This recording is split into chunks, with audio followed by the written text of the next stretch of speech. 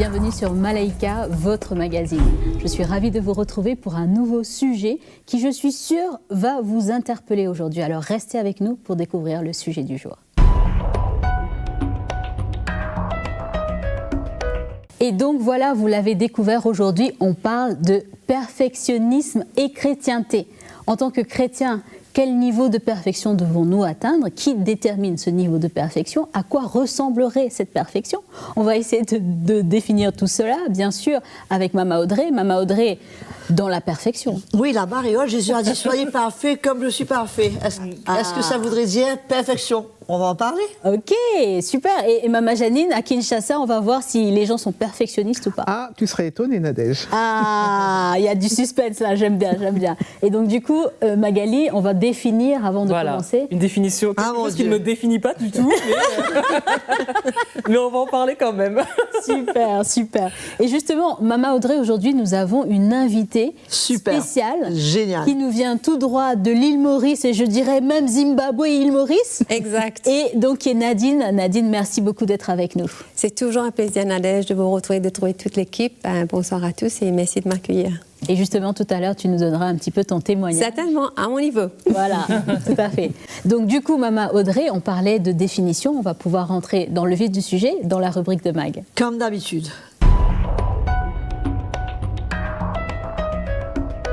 Voilà, Magali, définissons. Alors voilà, définition de ce terme de perfectionnisme. Donc c'est un trait de personnalité, c'est un trait de caractère qui se caractérise justement par des standards extrêmement élevés pour soi-même, mais aussi pour les autres. Et ça peut être les deux aussi, pour soi-même et pour les autres. Donc c'est souvent associé en fait à une critique un petit peu excessive des moindres erreurs ou des imperfections. Et les perfectionnistes visent la perfection et peuvent éprouver aussi une grande insatisfaction. Tu en parlais dans ton introduction. Et de l'anxiété aussi lorsqu'ils ne parviennent pas à atteindre un petit peu ces idéaux. Alors quelles sont les caractéristiques, Mama Audrey, courantes en tout cas du perfectionnisme? Eh bien c'est des standards élevés. Les perfectionnistes vont se fixer des objectifs très ambitieux et ont des attentes élevées pour eux-mêmes et aussi pour les autres. Donc c'est intéressant de le savoir. Une critique aussi excessive. Ils sont souvent très critiques envers leur propre performance et celle des autres, se concentrant plutôt sur les erreurs et les défauts plutôt que sur les réussites. Parce que voilà, c'est aussi, quand on est perfectionniste, on veut que les choses soient bien faites. Et puis parfois, il y a, pour ceux qui sont vraiment perfectionnistes, un petit peu à l'extrême, en tout cas dans ce que j'ai pu dire, ils ont peur de l'échec. Alors la peur de ne pas atteindre la perfection peut entraîner une paralysie de l'action. Wow. Donc du coup, évitant certaines tâches, de peur de ne pas réussir, de peur de ne pas faire les choses parfaitement. Et enfin, on peut parler également d'insatisfaction constante, parce que même lorsqu'ils réussissent, les perfectionnistes peuvent ressentir une insatisfaction, se concentrant plus sur ce qui pourrait être amélioré. Okay. Même si les choses sont bien faites, mais on peut toujours les faire encore mieux. Donc voilà, plutôt que ce qui a été accompli. Alors le perfectionnisme, bien sûr, peut avoir des effets positifs. C'est pas que, quand on parle de perfectionnisme, c'est bien de l'être. Ça peut vraiment motiver une personne à atteindre des niveaux élevés de performance. Mais ça peut entraîner également du stress quand c'est trop exacerbé et de l'anxiété, de l'épuisement et des problèmes de santé parfois mentale pour ceux qui sont trop dans plus, voilà, comme on dit. Alors un petit peu de contexte aussi pour la femme chrétienne africaine, parce que tu sais que, Mama Audrey, dans certaines églises, il y a des pasteurs qui prêchent pas le perfectionnisme, mais un petit peu l'excellence. Ça se rejoint et on emmène un peu le chrétien à atteindre des niveaux élevés, des standards élevés dans sa façon de vivre. Et du coup, c'est enraciné en fait dans les attentes chrétiennes. Et le perfectionnisme, ça pousse les femmes à aspirer une perfection qui est des fois même impossible dans la vie spirituelle et quotidienne également. Et pour beaucoup, ça se manifeste par une pression pour respecter justement ces normes, ce qui a été prêché. Et souvent, elles n'y arrivent pas. Et du coup, ça entraîne beaucoup de découragement. Donc voilà un petit peu ce que je pouvais dire dans cette rubrique. Et il faut savoir que le perfectionnisme, c'est prêché, c'est une doctrine dans certaines églises, puisque Jésus nous dit lui-même il est parfait, donc nous on doit aspirer. On doit aspirer à cette perfection. Donc ça devient aussi une doctrine et une façon de dire aux gens, écoutez, vous devez changer et atteindre cette perfection. Wow. Donc voilà un petit peu. Donc tu as dit que c'est ça qui ne te ressemble pas. Mais moi, Je ne suis pas encore dans cette catégorie. Dans ce Tu ne te standard-là. retrouves pas. Voilà, je marche petit à petit dans cette perfection. Merci en tout cas Magali pour cette rubrique. Et Maman Janine, tu disais qu'on serait étonné de savoir ce qui se passe à Kinshasa. Est-ce que tu peux nous en dire un peu plus? Ben justement, je vais vous donner le témoignage d'une femme qui a été dans tout ce qu'elle faisait, elle a fait montre de perfectionnisme, et elle explique que en fait ça a commencé quand elle était jeune. Elle a toujours voulu plaire à son papa, et tout ce qu'elle faisait, c'était des performances pour avoir le bravo, l'approbation de son papa, mais malgré ça, il semble que c'était jamais assez. Donc elle a grandi avec cette insécurité, cette blessure dans son cœur. Et 10 ans après, elle s'est séparée de son papa dans des conditions assez dramatiques. Elle ne se parlait plus avec lui. Non. Il y a eu une séparation. Et pendant 10 ans, ils ne se sont pas parlé. Puis elle rencontre Jésus. Elle donne son cœur à Jésus. Et sa vie commence à changer. Mais pour autant, cette blessure est toujours là. Et elle va servir le Seigneur, Maman Audrey, de tout son cœur. Mais encore une fois, elle va vouloir faire des performances. Et chaque fois qu'elle fait une action par rapport à l'Église, pour le Seigneur, elle va dire, Seigneur, tu vois, c'est bien, j'ai bien fait ça. Hein, tu es content de moi. Donc elle a toujours besoin de cette approbation. Et après, donc, elle se marie, et elle a un mariage qui est quand même, somme toute, assez heureux. Et dans sa maison, c'est toujours la même chose, la perfection, les enfants elle a 3 enfants, au carré, la maison au carré, tout bien fait. Et dans son cœur, quand même, il y a un vide. Et à l'occasion d'une conversation avec son mari, il y a une dispute qui éclate. Et là, ça, vraiment, c'est l'abondance du cœur, la bouche parle. Exactement. Et là, le mari commence à lui dire, mais de toute façon, je ne t'ai jamais aimé. Alors là, pour elle, c'est la claque qui détruit sa vie. Elle lui dit, mais pourquoi tu ne m'as pas aimé? Mais qu'est-ce qui se passe? Elle dit, mais il n'y a rien qui se passe justement, tu fais tout à la perfection, absolument tout à la perfection, il n'y a rien à redire, il n'y a rien, on ne peut pas ajouter, etc. Donc là, ça se termine très mal finalement, le monsieur s'en va et ils sont serviteurs, il sert le Seigneur aussi, hein, et elle reste avec ses 3 enfants à s'en occuper, et à un moment donné, elle est tellement mal qu'elle arrive à remettre en cause, non pas l'amour de Dieu, Maman Audrey, mais l'existence même de Dieu. Wow. Et dans un dernier sursaut de foi, ce petit lumignon qui fume là, elle dit, Seigneur, fais quelque chose pour moi, sinon je vais mourir. Et là, elle entend clairement le Seigneur lui dire, si tu me donnes ton cœur, vraiment, je vais guérir ton cœur. Et là, elle comprend qu'elle a besoin d'ouvrir son cœur, de pardonner toutes ces choses qu'elle a gardées dans son cœur vis-à-vis de son papa. Et donc, elle va vraiment faire le pas de chercher son père, de s'humilier. Et là, son papa la reçoit à bras ouverts, lui-même n'ayant jamais compris qu'en fait, qu'elle-même s'était mis à un niveau d'exigence tel dans son perfectionnisme que lui, il n'avait aucun problème. Il l'accueille à bras ouverts et ils se réconcilient. Et dans la même foulée, dans la fidélité du Seigneur, elle se réconcilie aussi avec son mari. Et, super histoire, belle histoire. C'est une belle histoire et souvent il témoigne de ça pour montrer la fidélité du Seigneur et comment il faut finalement ne pas chercher la perfection, mais parce que c'est pas ce que le Seigneur demande, mais le Seigneur nous demande de nous aimer les uns les autres. Et elle a appris à être de plus en plus libre, à marcher librement, sans être sous la pression de cette perfectionnisme qui a fini par qui a failli la détruire. Exactement. Maman Audrey, c'est incroyable, c'est édifiant ce témoignage. Et moi, j'arrive à une première question avant qu'on écoute le témoignage de notre invité. Est-ce que la Bible parle de ce perfectionnement ou de cette recherche de perfection humaine? Non, la Bible parle que, comme j'ai dit tout à l'heure, le Seigneur a dit « Soyez parfaits comme je suis parfait ». La Bible dit dans Éphésiens 4,12 que parle de perfection, que le but des ministères, c'est de perfectionner les saints. La perfection parle d'une marche. Ça ne parle pas d'un état.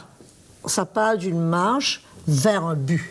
Mais à aucun moment, cette perfection doit venir du résultat de nos efforts. Mais c'est la grâce de Dieu qui doit, dans l'œuvre du Seigneur dans notre cœur, c'est lui qui va à son rythme, selon son agenda, qui travaille nos vies et nous emmène de plus en plus à le ressembler. La perfection, c'est de ressembler à Jésus, finalement. Alors, peut-être qu'on ressemble à Jésus dans un domaine de notre vie, qu'on est arrivé à tel, mais ce n'est pas dans tous les domaines de notre vie. Il y a encore le reste où le Seigneur travaille. Donc, à aucun moment, la perfection est censée être un fardeau chez soi, puisque le Seigneur ne nous demande pas, il sait très bien de quoi on est fait. Bien sûr. Il dit, la parole, la chair est faible, l'esprit est bien disposé. On est plein de bonnes intentions. Mais bien souvent, on dit, on est comme l'enfer, on est pavé de bonnes intentions. Mais au bout du compte, on n'arrive pas à mettre en pratique tous ces nombreux désirs qu'on aurait voulu réaliser. Donc, la perfection, oui, le Seigneur nous demande d'aspirer à cela, aspirer à ressembler de plus en plus dans tous les domaines de notre vie au Seigneur, mais sans que cela devienne une pression et un fardeau chez soi. Puisque si c'est le cas, ce sera par les œuvres et non par la foi. C'est ça. Exactement. Comme Paul disait d'ailleurs, moi j'ai trouvé ça remarquable que l'apôtre Paul lui-même il disait je fais ce que je ne veux pas faire et ce que je ne dois pas faire, je fais ce que je devrais faire, je ne fais pas. Exactement. Ça montre vraiment qu'on a encore du chemin. Si lui le dit, alors ça nous rassure. Oui, c'est ça. C'est clair. On est rassuré quelque part que voilà, on va y arriver dans le temps du Seigneur. Justement. Nadine, merci en tout cas de prendre le temps pour nous donner ce témoignage. Donne-nous un petit peu ton parcours en tant que, si on peut dire, façon de parler, perfectionniste. Comment ça se manifeste? Comment tu le vis dans ton entourage, dans ton travail? Comment tu peux définir ça pour nous? Alors, sujet intéressant, et c'est vrai, il y a quelque temps, en fait, il n'y a pas très longtemps, je me suis dit, au niveau de mon travail, je voyais que mon personnel était un petit peu commençait à se refroidir, et je me suis posé beaucoup de questions. Et il y a un moment donné où je me suis dit, est-ce que je suis trop pointilleux ou est-ce que j'ai un niveau qui est trop élevé pour pouvoir garder un standard? Et c'est là d'où est venue cette pensée que l'excellence est une attitude. C'est pas vrai, et c'est dans les petites choses. Pour moi, c'était dans les petites choses, de faire les choses bien, de les établir, d'être discipliné. Pour moi, c'est une autre façon d'atteindre cette excellence. Et il n'y a rien de mauvais d'être discipliné, de savoir où se trouvent les choses, de faire les choses d'une façon correcte, qui est bien. Oui, j'ai un standard assez de haut niveau. J'utilise les meilleurs produits, j'aime les meilleures brosses, je préfère les séchoirs qui sèchent à un niveau max. Juste pour rappeler, pour ceux qui nous écoutent et qui ne comprennent peut-être pas de quoi on parle, donc tu es dans qu'elle est tailleur, on a compris qu'elle est tailleur. Donc juste pour clarifier, tu es dans le domaine de la coiffure, du cheveu, donc l'esthétique pour les... Elle gère un salon de coiffure. Voilà, je gère un salon de coiffure, esthétique et onglerie. Donc, avoir 9 personnes à un moment donné sous vous pour pouvoir gérer, c'est toutes des femmes. Ça s'entend très bien. C'est compliqué. C'est compliqué. C'est sûr. Donc, pour pouvoir justement rejoindre tout ça et faire tout le monde travailler à la chaîne d'une façon très professionnelle. Bien sûr, être professionnel demande quand même une certaine discipline, un certain standard. Et je trouve que parfois, c'est assez demandant, si c'est français, demanding, comme on dit en anglais. Exigeant. Et là où on me catégorise, tu es difficile à travailler avec. Et après, de la chance, je m'en vais, je suis impossible. Peut-être c'est dit derrière moi. Je ne sais pas encore. Peut-être que c'est dit derrière moi. Il y a des degrés dans tout ça. Je ne suis pas encore là. Peut-être mes enfants m'ont dit que je suis impossible. Mais au boulot, définitivement, je sens que je suis regardée parce que pour eux, je ne peux pas. C'est comme si je ne suis jamais satisfaite de leur travail, de leur effort, qu'il y a plus qu'on peut dire, plus qu'on peut faire, plus qu'on peut vendre plus. Et c'est fou parce que c'est pas quelque chose que j'ai appris. Je réalise avec le temps. C'est pas la vieillesse ou de l'âge, de la sagesse, mais je réalise qu'il y a une discipline en moi-même qui surgit à chaque fois et que je veux mieux faire. Pas parce que je me suis dit que je veux faire, mais c'est en moi. C'est dans les petites choses. C'est pour moi, écoute, il faut faire ça comme ça, c'est comme ça. Et puis c'est tout. mais c'est pas fait comme ça me dérange. Et quand ça dérange, c'est vrai que ça crée des attitudes. Des frustrations. C'est des frustrations, mais en même temps qui n'est pas bon. Mais être veut dire vouloir faire les choses bien comme ça se doit, être vraiment à l'excellence, donner ce qu'il faut et répéter les mêmes choses. Est-ce que ça dérange beaucoup de gens? Je réalise que ça dérange beaucoup de mes collègues, de ceux qui travaillent sur moi. Mais en même temps, c'est ma place, c'est ma façon d'être. Et je réalise que c'est tellement une partie de moi. Et justement, tu nous disais en préparant l'émission qu'il y a eu un moment, il y a eu un déclic où le Seigneur t'a montré quelque chose. Voilà, exactement. Et c'est arrivé à un moment donné parce qu'une fois à la maison, j'ai eu une réflexion aussi en me disant que j'étais très militaire. Ah oui, là, oui. Très militaire, discipliné. Je dis, mais c'est bon d'être discipliné, d'avoir des choses faites. Mais oui, il faut que ça soit fait tout de suite, maintenant. Je dis oui, parce que je demande que ce soit fait maintenant. Parce que plus tard, on remet à plus tard, et puis c'est jamais fait. Donc, alors, du fait, je suis classée militaire, et parce que j'aime la discipline. Et c'est vrai que c'est... Ensuite, il faut dire que tu as 2 garçons. J'ai 2 garçons, j'ai des garçons, oui, définitivement. Donc...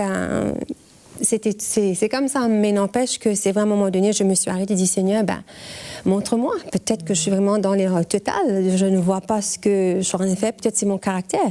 Mais au fait, je réalise, c'est pas seulement juste un caractère, c'est une attitude que j'ai pour pouvoir vraiment plaire et faire, parce que ça me satisfait à la fin, quand il y a un bon travail qui est fait. Quand il y a quelque chose qui ressort et que ta cliente est satisfaite, tu te dis, ça c'est génial. J'ai fait le monde entier, j'ai jamais eu ce service-là. Comme ça, on m'a jamais posé certaines questions. On prend plaisir. C'est encourageant de pouvoir faire mieux. Et c'est vrai, Magali disait quelque chose dans sa rubrique que finalement, c'est les détails qui ne sont pas faits. Que souvent, on est pointilleux dessus. C'est pas le bon travail qui a été accompli, ce qui n'a pas été couvert. C'est de faire mieux. Et c'est vrai que j'ai tendance à m'arrêter dessus et que ça peut être un blocage pour beaucoup parce que je ne regarde pas la grande image qui a été super bien faite, c'était les détails qui... Oui, mais Nadine, excuse-moi de t'interrompre, le Seigneur, il a bien dit, hein, quand le maître s'assied à table et que le serviteur le sert, est-ce que le Seigneur le félicite? Il dit non, il a fait ce qu'il devait faire. Voilà. Alors, donc, il n'y a pas de mal de voir ce qui n'a pas été fait. Voilà. C'est ça, je ne vois pas de mal, mais c'est dans tout ce que le Seigneur m'a parlé, c'est de mon attitude. Je veux dire, je ne peux pas, par rapport à me détruire les gens, il y a une sagesse, il y a quand même une façon de... Par exemple, avec mes collègues, j'ai dû apprendre à regresser dans ma façon d'adresser les choses parce que je peux être... Tu vas pouvoir m'enseigner? Tu vas pouvoir m'enseigner? Je vais essayer. On travaille dessus. Très catégorique. Donc, ma façon de faire veut dire, c'est pas nécessairement que j'ai une attitude, mais c'est mon franc-parler et la façon que c'est dit. C'est transmis. Communiqué. Donc, c'est communiqué. Pour eux, ils prennent l'offense. Et je réalise que j'ai souvent eu à m'excuser et pouvoir... Et c'est là où le Seigneur m'a arrêté finalement, me dire, il n'y a rien de mauvais dans ce que tu fais. C'est la manière que tu le dis. Et ce que ça fait chez eux, parce qu'elles ne sont pas prêtes à entendre de la manière que tu leur parles. Elles se sentent traitées comme des enfants, peut-être.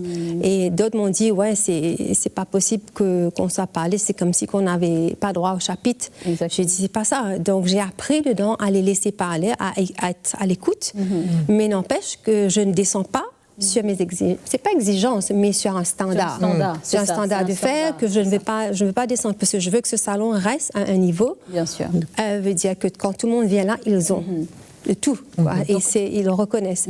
Et c'est à ce niveau-là que finalement que j'entends que l'excellence finalement c'est une attitude. Et l'attitude que le Seigneur veut travailler en moi. C'est pas dans le travail, c'est une chose, et à la maison, c'est une chose, ou à l'église, c'est une chose. Non, je crois que ta vie, c'est ma vie. C'est ça. Et du coup, tu disais aussi, tu nous parlais un petit peu dans ton témoignage que ça découlait aussi sur tes enfants un petit peu. Définitivement. Tu peux nous en parler? Quel est l'impact que ça a pu avoir dans ta relation à la maison? Parce que, comme je disais, c'est très militaire. Et c'est vrai que je retourne sur la même chose que en tant qu'autoritaire. Mais c'est pas d'être autoritaire. C'est vrai que mon ton de voix peut effrayer mes enfants, ou même mon mari peut-être, que lui qui est très calme, composé, collecté, mais il me dit, tu ne peux pas t'adresser qu'on n'est pas des enfants, par exemple. Donc je considère cette réflexion, et c'est là que je m'arrête et je m'examine. Je me suis dit, wow. Et j'ai 2 enfants. Je prends ma croix. J'avale, et c'est pas facile. Hein, c'est pas facile. On ne va pas mentir, c'est pas facile. Parfois, je me parle à moi-même. Heureusement que j'ai ma voiture, que je peux tout extérioriser dans ma voiture. Tout dire dire au Seigneur, voilà ma frustration. Mais au moins, j'ai cet élément d'exit pour pouvoir dire, Seigneur, ben voilà, me voici, et récupère, et change, et fait. Mais la réalité, c'est que c'est vrai que je considère les autres, je ne regarde pas seulement ce que je veux et avoir tout de suite dans l'immédiat, mais j'ai appris, n'empêche, ne pas descendre mes standards, mais en même temps, ralentir, inclure tout le monde, apprendre à être plus patient quelque part. Et on me dira, je me suis dit, mais Seigneur, la patience, combien de temps? Ben, j'adore. C'est vraiment une parole de perfectionniste. Combien de temps est-ce que Et combien de temps je vais répéter les mêmes choses? Combien de fois? 77 fois. Et c'est ça, c'est vrai que ça souvent me rappelle le pardon. On dit, ben, tu pardonnes, mais c'est la même façon que tu prendras ta patience à ce niveau-là pour pouvoir justement emmener ce cœur, mon cœur. Mais n'empêche que je peux être ferme, je peux être directe, mais en même temps, je construis, je ne détruis pas. Parce que je pouvais, ou j'ai détruit certaines personnes sur mon passage par la façon dont j'ai communiqué, j'ai transmis les choses. Et je l'ai reconnu, je me suis arrêtée. Et comme je dis, envers mes collègues, j'ai dû aller m'humilier à certaines personnes parce que c'était important. Et je ne veux pas que demain ils démissionnent parce que c'était à cause de ce que j'ai dit. Ce n'était pas un bon témoignage en tant qu'une chrétienne. Donc, la balance, en fait, la ligne est très fine. Donc, est-ce que je descends? Mais je gagne quand je descends avec le Seigneur. Quand je perds, quand je diminue, c'est le Seigneur qui s'élève. Il y a quelque chose qui a besoin de transparaître, de transmettre. Est-ce que ça a changé les relations avec ton personnel? Définitivement, pas mal, oui. J'ai pu avoir accès dans la vie et que même le Seigneur m'a donné même des paroles de connaissance pour certaines parce qu'il y avait des résistances. Mais un jour, dans une rencontre, il y avait une fille qui me résistait à fond, quoi. Mais je ne comprenais pas son attitude. Mais le Seigneur m'a donné une parole comme ça. De ce qu'elle avait, ce qu'elle a fait face dans sa vie. Mais ça, c'était incroyable parce que je ne m'attendais pas. Et là, ça touché profondément et quelque chose s'est brisé. Et j'ai pu avoir, elle a compris. Et depuis ça, on est devenus deux personnes qui se comprenaient proches. Elle acceptait ma façon de parler. Elle disait même aux autres, c'est sa façon, laisse-la. Elle ne dit rien de mauvais quand elle disait parce que j'ai pu atteindre, mais j'ai dû descendre. J'ai dû descendre. C'est ce que je voulais peut-être réagir, Nadège, par rapport à ce que Nadine dit. Est-ce qu'il n'y a pas un cœur à connaître derrière? Parce que je pense que quand elle agit comme ça dans son souci de perfectionnisme, c'est pas dans la volonté de faire du mal. Hein, et quand cette personne maintenant témoigne, non, c'est sa façon de parler, c'est que derrière, elle a découvert le cœur qu'il y a derrière. Elle ne s'est pas arrêtée à l'apparente brutalité. Tu vois, et donc peut-être qu'il y a un cœur aussi à découvrir dans les gens qui sont perfectionnistes. Justement. Non, mais je crois aussi qu'en dehors de tout ça, il faut que les employés, les subalternes acceptent de l'autorité sur eux. Ils ne peuvent pas exiger que tout le temps les gens leur parlent à la perfection, leur parlent d'une certaine manière. Non, c'est bien que le Seigneur ait pu montrer ça à Nadine, mais en même temps, moi j'avais un patron, il me parlait sur le ton qu'il voulait, de la manière qu'il voulait. Je disais oui monsieur, et je faisais ce qu'il me demandait, c'était mon travail, et c'était mon patron, et j'avais à me soumettre, et j'avais à m'aligner dans ce qu'il me disait. Mais les chrétiens, bien souvent, on devient trop exigeants.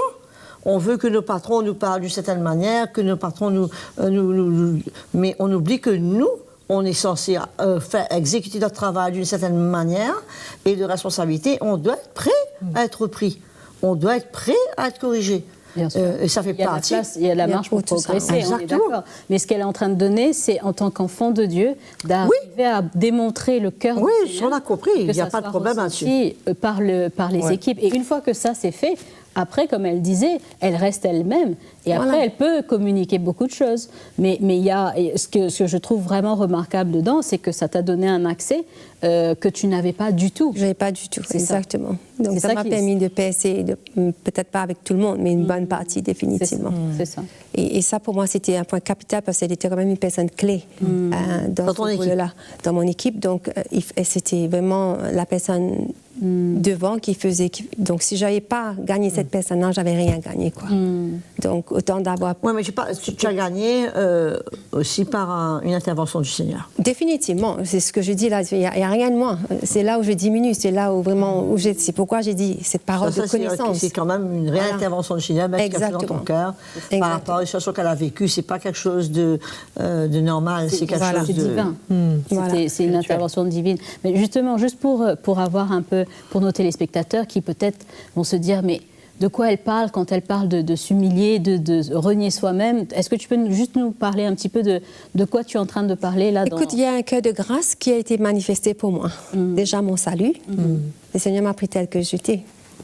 Pardonner tous mes péchés. C'est une grâce extraordinaire. Et aujourd'hui, si je ne peux pas manifester ce même cœur, tout en étant en autorité, veut dire que j'ai, qui gère les gens sous moi. Mais si ça n'empêche, avec cette autorité, mais il n'y a pas ce cœur de grâce non plus derrière, je ne vais pas loin. Donc ça m'a été manifesté et le Seigneur, je dis, la ligne est très fine. Veut dire, il faut savoir, il y a un discernement qui vient pour pouvoir gérer cela. C'est pas tous les jours comme ça, mais ça vient quand l'Esprit de Dieu parle, quand même si je suis en train de travailler, je dis des choses. Ça fait, on dit des choses. Moi, je dis des choses. Mais dans ma tête et dans mon cœur, je sais. Si j'ai traversé la barre, quelque part, je sais. La parole de Dieu parle aussi toujours, la loi est venue par Moïse. Exactement. Et la grâce et la vérité. Tu ne peux jamais séparer la grâce de la vérité. Exactement. La vérité sans la grâce peut détruire, et la grâce sans la vérité, il n'y a plus de limite. Voilà. Il n'y a pas d'équilibre. Donc la grâce et la vérité, c'est deux cousins germains, frères et sœurs, qui sont censés marcher ensemble. Voilà. Donc il y a cette balance, il y a ce discernement à mon niveau où j'ai besoin de tout le temps de me référer. Bien sûr. Parce que le Seigneur est parfait, donc c'est lui ma référence. À tous les niveaux. Bien sûr. Comme disait Maman Audrey, exactement. On ne peut pas faillir avec ça. C'est l'ultime. Donc, sachant que je ne mérite pas moi-même ça, ça doit se faire ressentir, mais tout en étant consistant. C'est le même esprit que celui qui a reçu le pardon et qui est appelé à pardonner. Exactement. C'est exactement la même chose. Donc, n'empêche, voilà. Incroyable. Ça répond à ta question? Oui, non, tout à fait. Et c'est vraiment riche. J'aurais eu d'autres questions, mais malheureusement, le temps file. Il faut faire comme dernière fois, arrêter le temps. Oui, c'est ça. On va arrêter le temps. Si on pouvait. Maman Audrey, un dernier mot d'encouragement peut-être pour ces personnes qui luttent avec ce perfectionnisme. Comme on a entendu Magali, il y a des luttes internes, il y a des insécurités internes. Ça peut créer des obstacles avec les autres, dans la famille, dans le travail, dans l'église. Que dire à ces personnes? Je crois que si on va à la base des choses, malheureusement, ce désir de perfection et d'excellence est très souvent emmené dans la vie du chrétien par les pasteurs. Que ce soit l'excellence dans la musique, l'excellence dans la performance, l'excellence dans l'habillement, l'excellence dans ceci. Et ça emmène un genre de compétition malsaine au niveau de l'Église, entre frères et sœurs. Et c'est malheureux puisque ce n'est pas du tout la perfection dont le Seigneur parle. La perfection dont le Seigneur parle, c'est surtout par rapport à notre cœur, à l'état de notre cœur et à son plan pour notre vie, là où il veut nous emmener. Et ce ne sera jamais par notre propre force. Quand nous voyons Moïse, je disais comment ce malheureux, cet homme, ce serviteur de Dieu, comment il a grandi en Égypte, il a grandi, la Bible dit qu'il connaissait tout parfaitement la loi, l'autorité qu'il avait en Égypte, et comment le Seigneur l'emmène à zéro, et il reste 40 ans. C'est 40 ans après, le Seigneur n'est jamais pressé, c'est 40 ans après que le Seigneur vient l'appeler pour venir libérer son peuple. Puisqu'il ne peut pas libérer le peuple 25 ans, il fallait attendre le temps qu'il avait dit, 40 ans, une génération, pour venir libérer son peuple. Mais ça ne pouvait jamais se faire. Et du reste, je disais, écoute, non, Seigneur, je ne peux pas parler. Le Seigneur dit, je ferai ton frère. Il vient là, ton frère, il va parler. Mais si on regarde, c'est jamais Aaron qui a parlé, c'est Moïse. Mais c'est juste pour te dire qu'il ne pouvait pas le faire dans sa force. S'il fallait se trouver parfait pour le Seigneur, il faut que je puisse parler, il faut que je puisse faire ceci, je ne peux pas. Et ils vont me dire, ils m'ont déjà dit, qui tu crois, toi, que tu es celui qui veut délivrer le peuple de Dieu, mais ça ne peut pas se faire. C'est ça. Ce que Dieu veut faire de nous, c'est lui qui va emmener ce que son désir et son plan, c'est par une œuvre dans notre cœur, dans notre vie. Je salue tout ce que l'expérience de Nadine. En d'autres mots, c'est pas plus compliqué. Si on appelle ça dans un langage biblique, elle s'est reliée à elle-même, elle a pris sa croix, elle s'est humiliée et elle a pris le chemin étroit. Et c'est ce que Jésus enseigne. C'est la base de l'Évangile. Et cette excellence, c'est un fardeau. Ça excite la chair à devenir ce qu'on n'est pas. Et il n'y a pas de paix, il n'y a pas de satisfaction dedans. Et ça ne plaît pas au Seigneur. Même si on arrive à devenir quelqu'un d'extraordinaire, mais si c'est parce que le Seigneur, ça ne vient pas du Seigneur, et c'est donc pas la gloire de Dieu, si c'est pas son œuvre dans notre cœur, ça ne sert à rien. À part de la pression qu'on s'est mise sur soi-même. Exactement. Donc il faut relax. Il faut se dire, le Seigneur nous accepte tel que nous sommes. On va faire des erreurs, on va, comme on dit en français, ici on va faner. Oui, en mauricien, on va faner, c'est-à-dire on va passer à côté, on va rater, on va tomber, on va mal faire. Mais le Seigneur est au courant de tout ça. Et quand on reconnaît, il nous relève, il nous aide et il nous change. Et c'est pas un bouton qu'on pèse, ce n'est pas une course, c'est une marche avec le Seigneur. Et c'est lui qui fait et c'est lui qui prend la gloire. Amen. Amen. Amen. Merci beaucoup, Maman Audrey. Merci beaucoup, Maman Janine et Magali. Merci, et bien sûr, Nadine, merci infiniment pour ce témoignage vivant. Nous sommes vraiment reconnaissants. Et nous sommes reconnaissants pour vous aussi qui nous regardez. Et comme vous l'avez entendu, quelle grâce qu'un Dieu si parfait prenne soin de nous. Amen. Si parfait. C'est une grâce extraordinaire. Alors restez avec nous pour découvrir d'autres thématiques bien intéressantes que Malaika a préparées pour vous. Alors je vous dis à très bientôt sur ce programme.